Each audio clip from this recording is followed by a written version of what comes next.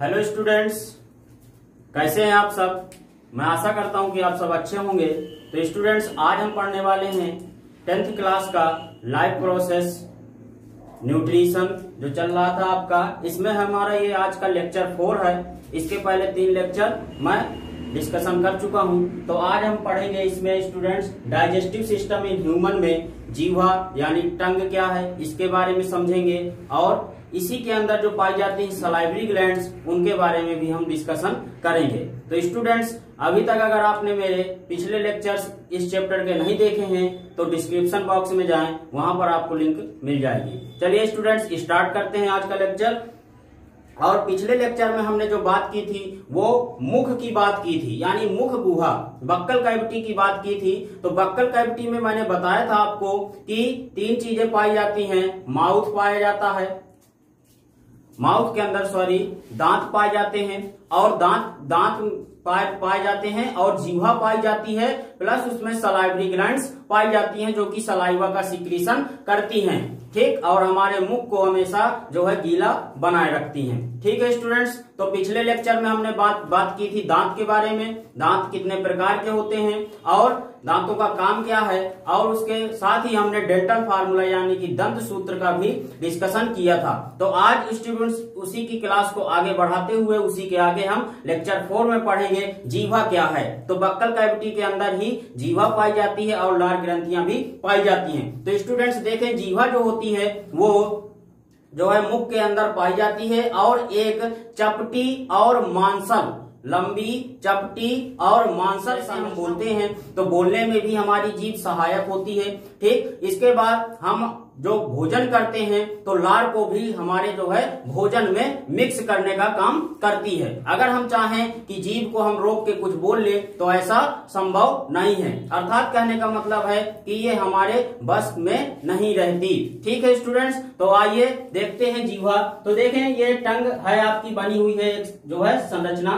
अब देखें टंग में जो है क्या होती है, बड्स कलिकाएं पाई जाती है, कह सकते हैं स्वाद कलिकाएं पाई जाती हैं। ठीक है स्टूडेंट्स, टेस्ट बड्स पाई जाती हैं।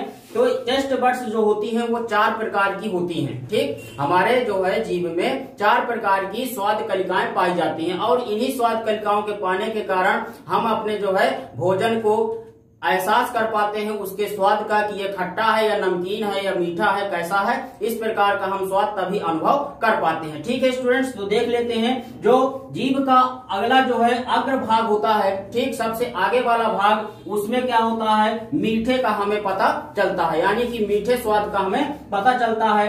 अग्र भाग के कुछ पीछे बिल्कुल ठीक पीछे कह सकते हैं कि नमकीन भाग का हमें पता चलता है, यानी नमकीन स्वाद का हमें उस भाग में पता चलेगा। इसके बाद जीभ के पार्श्वों में, कहां पर, जीभ के पार्श्वों यानी कि किनारों पर हमें खट्टे का एहसास होता है। ठीक, इसके बाद सबसे जीभ के पश्च भाग में तीखे का एहसास होता है। ठीक है स्टूडेंट्स, तो सबसे पश्च भाग में जीभ के तीखा, इसके बाद पार्श्वों में यानी किनारे में खट्टा, और अग्रभाग के कुछ पीछे नमकीन, और सबसे अग्रभाग में मीठे स्वाद का हमें अनुभव होता है। ठीक है स्टूडेंट्स, अगर हम बात करें कि बड कैसी होती है इसकी, तो इस प्रकार से बड्स बनी होती हैं, यानी कि स्वाद कलिका इस प्रकार की बनी होती है, यानी कि जैसे आप पादप में देखते हैं कली एक बनी होती है, उसी प्रकार से सेम एक कली के जैसे ही संरचना होती है, इसीलिए हम इसको स्वाद कलिका कहते हैं। और इसी स्वाद कलिका में एक छिद्र होता है बहुत छोटा जो हमें दिखाई नहीं पड़ता है, और जो है इसी स्वाद कलिकाएं में बहुत सारी तंत्रिकाएं लगी होती हैं। क्या लगी होती हैं, तंत्रिकाएं लगी होती हैं, जो कि क्या करती हैं, ये तंत्रिकाएं सीधे जो है दिमाग को यानी कि ब्रेन को संदेश भेजती हैं, यानी कि ब्रेन को बताती हैं कि भाई इसने मीठा खाया है, इसने खट्टा खाया है, और तभी ब्रेन हमारा उस चीज को पढ़ पाता है कि हमने भोजन का स्वाद किस प्रकार का है, ठीक, या हमारे भोजन का स्वाद खट्टा है, मीठा है, नमकीन है। ठीक है स्टूडेंट्स, तो बात समझ में आई। और इन्हीं बड्स में जो है बहुत सारी क्या लगी होती हैं, आपकी सिराएं लगी होती हैं, धमनियां लगी होती हैं, जो कि ब्लड का भी सर्कुलेशन यहां तक करती हैं। ठीक है स्टूडेंट्स, अब हम आगे चलते हैं, बात करते हैं सलाइवरी ग्लैंड्स की, यानी कि बताओगे इसको आप लार ग्रंथियां। ठीक, अगर आपके पेपर में क्वेश्चन आ जाता है कि पाचन तंत्र क्या है या आहार नाली क्या है, इसकी संरचना बताइए, तो आप क्या करेंगे, वहां पर ये सलाइवरी ग्लैंड्स केवल आप बताएंगे, यानी कि मुख के अंदर बताओगे कि 3 चीजें पाई जाती हैं और इनका थोड़ा थोड़ा आप उसमें बता सकते हैं, लेकिन लार ग्रंथियों का पूरा आप उसमें जो है डिटेल नहीं देंगे। उसको कब देंगे, जब आपका प्रश्न पूछा जाए कि पाचक ग्रंथियां क्या होती हैं। ठीक है स्टूडेंट्स, तब वहां पर आप इसका डिस्कशन पूरा बताएंगे, लेकिन मैं यहीं पर आपको इसको लार ग्रंथियों को बता दे रहा हूं। इसके बाद जब पाचक ग्रंथियां मैं पढ़ाऊंगा तो वहां पर मात्र यकृत और जो है आपका अग्न्याशय ही पढ़ाऊंगा, और लार ग्रंथियां आप यहां से फिर से पढ़ लीजिएगा। ठीक है स्टूडेंट्स, तो देखिए सलाइवरी ग्लैंड्स जो होती हैं वो हमारे मुख में 3 जोड़ी पाई जाती हैं, यानी कि 3 पेयर्स पाई जाती हैं। 3 जोड़ी का मतलब है कि 3 जो है आपका लेफ्ट साइड में और 3 जो है आपका राइट साइड में। ठीक, यानी कि मुख के दोनों तरफ, मुख के जो चीक्स हैं, आपके गाल हैं, इन गालों के दोनों तरफ आपके 3-3 पाई जाती हैं, यानी कि कितनी हो गई, 3 जोड़ी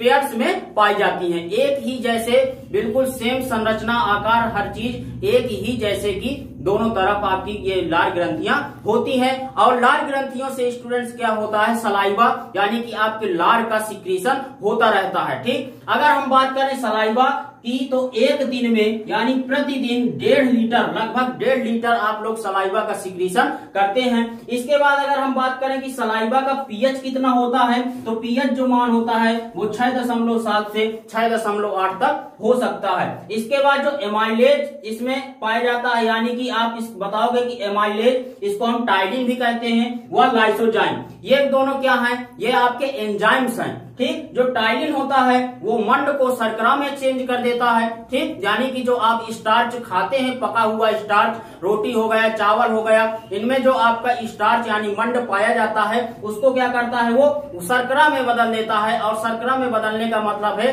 कि भोजन को मीठा कर देता है। क्या कर देता है, भोजन को मीठे फॉर्म में चेंज कर देता है और हम आसानी से उससे निकल जाते हैं। ठीक है स्टूडेंट्स, लाइसोजाइम जो आपका है ये क्या एंजाइम करता है, तो लाइसोजाइम जो होता है वो आप कह सकते हैं प्रतिजीवाणुक होता है, यानी कि एंटीबैक्टीरियल होता है। जो भी आपके भोजन के साथ में कुछ कण बैक्टीरिया के चले गए हैं, उन बैक्टीरिया को वो मुख में ही किल कर देता है, यानी कि मार देता है। ठीक है स्टूडेंट्स, इसके बाद बात करें कि टाइलिन के सक्रियण के लिए Cl- ये भी पाया जाता है। ठीक, यानी कि टाइलिन का जो एक्टिवेट करने का काम है वो कौन करता है, Cl- करता है। इसके बाद देख लीजिए स्टूडेंट्स, पैरोटिड के वायरल संक्रमण में गलसुआ यानी कि मम्प्स हो जाता है। ठीक, जो पैरोटिड ग्रंथि होती है ये है आपकी पैरोटिड ग्लैंड्स। ये ठीक, ये पैरोटिड ग्लैंड्स जो होती है वो क्या होती है, अगर वायरल संक्रमण कुछ हो गया है उस ग्लैंड्स में, तो आप देखते होंगे कि क्या हो जाता है, यहाँ पर थोड़ा सा कान के नीचे फूल जाता है, और जो फूल जाता है दर्द भी करता है, तो इसको हम मम्प्स रोग कहते हैं, या कह सकते हैं गलसुआ रोग कहते हैं। ठीक, और बहुत सारे जो है क्या हो जाता है, इस गलसुए रोग में वो चिट टाइप का चिपका लेते हैं। ठीक, जो एक टेप आता है उसको चिपका लेते हैं। ठीक है स्टूडेंट्स, तो अब बात कर लेते हैं थोड़ा सा इधर। तो देखिए जो 3 जोड़ी हमारी ग्लैंड्स हैं, लार ग्रंथियां, उसमें से पहला पैरोटिड ग्लैंड्स, दूसरा है आपका सब मैक्सिलरी ग्लैंड्स, और तीसरा है आपका सब लिंगुअल ग्लैंड्स। ठीक है स्टूडेंट्स, तो देखें पैरोटिड ग्लैंड्स जो होती है वो सबसे बड़ी ग्रंथि होती है, यानी कि सबसे बड़ी लार ग्रंथि होती है। ठीक है स्टूडेंट्स, और इस जो है लार ग्रंथि के माध्यम से सबसे ज्यादा जो है लार का सिक्रीशन होता है। ठीक, पैरोटिड ग्लैंड्स जो होती है वो स्टेनसन्स नलिका के द्वारा, इसके स्टेनसन्स नलिका के द्वारा कहां पर खुलती है, हमारे माउथ के ऊपरी जबड़ों के कृंतक दांतों के पास में आके खुलती है। ठीक है स्टूडेंट्स, कभी कभी आपने देखा होगा कि बोलते समय आपकी जीभ ऐसे थोड़ा सा अग्र जो भाग है जीभ का वो ऊपर की तरफ हो जाता है, और हम क्या करते हैं उससे जो है थोड़ा सा कह सकते हो कि 1-2 बूंद पानी टाइप का निकल आता है। ठीक, तो वो उससे घबराने की बात नहीं है। क्या होता है कि एक जो लार ग्रंथि है जिसको हम क्या कहते हैं, सब लिंगुअल ग्लैंड्स, तो वो जस्ट जो है जीभ के नीचे ही पाई जाती है। ठीक है स्टूडेंट्स, और जीभ के नीचे पाने के कारण यहीं पर क्या होते हैं, इसकी नलिकाएं खुलती हैं, और इसीलिए क्या होता है स्टूडेंट्स कि कभी अगर दब जाती है जीभ ऊपरी जबड़ों की तरफ, तो क्या होता है उससे थोड़ा सा पानी निकल आता है। ठीक है स्टूडेंट्स, तो देखें आगे हम बात करें अगर सब लैंगुअल की बात कर लें ग्लैंड्स की, तो ये क्या है, ये आपका जो है वार्टन्स नलिका, सॉरी ये आपकी जो है रिविनस नलिकाओं के द्वारा खुलती है। किसके द्वारा? रिविनस नलिकाओं के द्वारा ये आपकी खुलती है। इसके बाद जो आपका सब मैक्सिलरी ग्लैंड्स है वो वार्टन्स नलिका के द्वारा आपके मुख में जीभ के नीचे जस्ट खुलती हैं। ठीक, जो आपका सब मैक्सिलरी ग्लैंड्स है वो क्या है, जबड़ों के पास में पाया जाता है। कहने का मतलब है कि जहां से आपके दोनों जबड़े जुड़े होंगे, जहां से आपके दोनों जबड़े जुड़े होंगे तो यहाँ पर आपकी ये जो है ग्लैंड्स, सब मैक्सिलरी ग्लैंड्स पाई जाएगी। सब लिंगुअल ग्लैंड्स का अगर बात करें तो ये जीभ के जस्ट नीचे पाई जाती है। ठीक है स्टूडेंट्स, तो ये बात समझ में आई ग्लैंड्स के बारे में। ठीक, तो ये ग्लैंड्स आपकी हो गई सब सलाइवरी ग्लैंड्स और जीवा। स्टूडेंट्स अब हम बात करेंगे फाइलेंस यानी कि ग्रसनी। ठीक, तो ये ग्रसनी भी क्या है, हमारे जो है डाइजेस्टिव सिस्टम का ही पार्ट है। ठीक, तो अभी हमने बक्कल कैविटी खत्म किया है, इसके बाद हमारा नेक्स्ट जो अंग आएगा वो है फाइलेंस यानी कि ग्रसनी। तो ग्रसनी क्या है स्टूडेंट, तो आप बताओगे कि मुख गुहिका का पिछला भाग ही ग्रसनी कहलाता है। यानी कहने का मतलब है कि जहां से मुख गुहिका खत्म होगी, ठीक, जहां से मुख गुहिका खत्म होगी उसको हम ग्रसनी कहेंगे। मान लीजिए यहां से मुख गुहिका खत्म हो गई, ये इतना क्या है आपका मुख गुहा का भाग, तो यहां से लेकर यहां तक का भाग क्या कहलाएगा, आपका ग्रसनी कहलाएगा। ठीक है स्टूडेंट्स, और ग्रसनी के नीचे फिर हमारी ईसोफेगस यानी कि फूड पाइप स्टार्ट हो जाती है। ठीक, तो ग्रसनी मान लीजिए यहां से यहां तक है, आपको बगल में स्क्रीन में दिख रहा होगा ग्रसनी का पूरा भाग दिखाया गया है। ठीक है स्टूडेंट्स, तो देखें ग्रसनी का जो भाग होता है यहां से लगाकर यहां तक का है मान लीजिए, तो यह ग्रसनी जो होती है एक कीपाकार यानी कि नलिका के आकार की होती है। नलिका नहीं सॉरी, एक कीप के आकार की होती है। ठीक, फनल शेप्ड जो है इसका स्ट्रक्चर होता है, और इसी स्ट्रक्चर में यानी कि ग्रसनी के अंदर क्या होता है कि हमारा कंठ पाया जाता है जिसको हम कहते हैं स्वर यंत्र, और इसी के माध्यम से स्वर यंत्र के माध्यम से ही ध्वनि हम उत्पन्न कर पाते हैं। ठीक, इसी के अंदर साथ में क्या होता है स्टूडेंट्स, इसमें जो है आपकी घाटी द्वार पाया जाता है। यानी कहने का मतलब है कि इसी में आपका निगल द्वार होता है। क्या होता है, निगल द्वार। निगल द्वार का मतलब होता है कि हम भोजन को निगल लेते हैं जब, तो उसी को हम निगल द्वार भी कहते हैं। और इसके साथ ही इसमें अगर हम बात करें कि घाटी जो है ढापन या घाटी ढक्कन जिसको हम कहते हैं एपिग्लोटिस उसको इंग्लिश में बोलते हैं। तो अगर हम बात करते हैं कि इस प्रकार से यहीं पर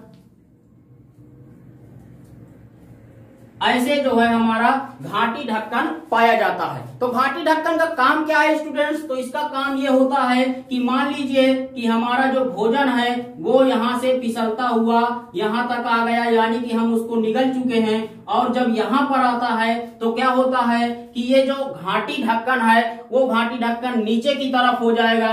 कहां पर हो जाएगा, मान लीजिए मैंने इसको ऐसे कर दिया, नीचे की तरफ ऐसे हो जाएगा।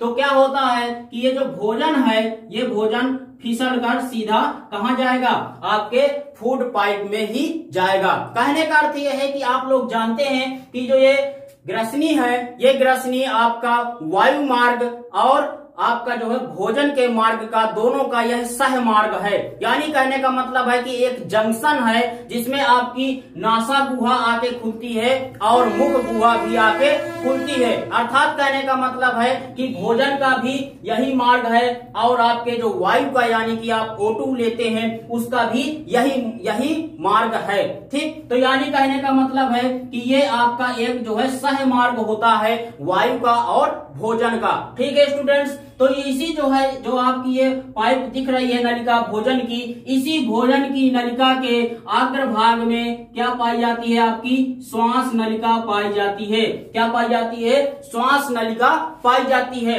तो देखें स्टूडेंट्स कितना अच्छा जो है ये काम करती है घाटी ढक्कन, कि ये घाटी ढक्कन क्या करती है कि जैसे ही ऐसे रहती है ऐसे, तो भोजन आपका इसमें रख गया और भोजन जैसे रख गया तो ये ऐसे हो जाती है। ठीक है स्टूडेंट्स, जैसे ऐसे हो जाती है तो भोजन सीधा फिसल के हमारे कहां पर चला जाता है, फूड पाइप में चला जाता है, और इसके नीचे जस्ट क्या होती है, श्वास नलिका जो है ढक जाती है, कहने का मतलब वो मुंड जाएगी, ठीक, उसमें आपका भोजन का कोई भी कण नहीं जाता है। तो जैसे ही स्टूडेंट्स आपने भोजन को निगला तो निगलते ही क्या होता है कि इसमें रखा भोजन और घाटी द्वार नीचे को, घाटी ढापन नीचे को हो जाता है, भोजन आपका काम इसोफेगस में पहुंच जाएगा।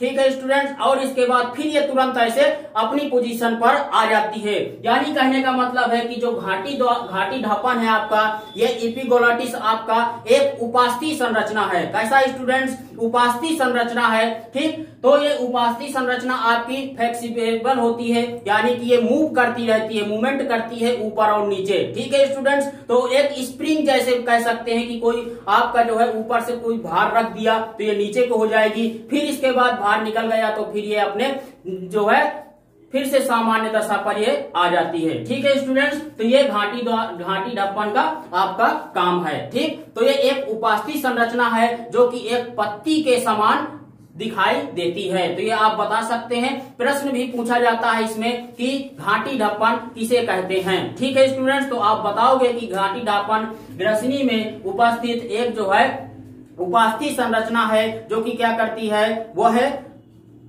भोजन को नीचे जो है इसोफेगस में पहुंचाती है। ठीक है स्टूडेंट्स, तो ये बात हो गई। तो अब देखें जो ग्रसनी होती है उसका जो अगर लंबाई की बात करें हम तो 12 से लगभग 15 सेंटीमीटर तक इसकी लंबाई होती है। ठीक है स्टूडेंट्स, तो आगे हम इसके अब बात करेंगे नेक्स्ट लेक्चर में इसोफेगस क्या है, यानी कि फूड पाइप की बात करेंगे। ठीक है स्टूडेंट्स, तो मिलते हैं नेक्स्ट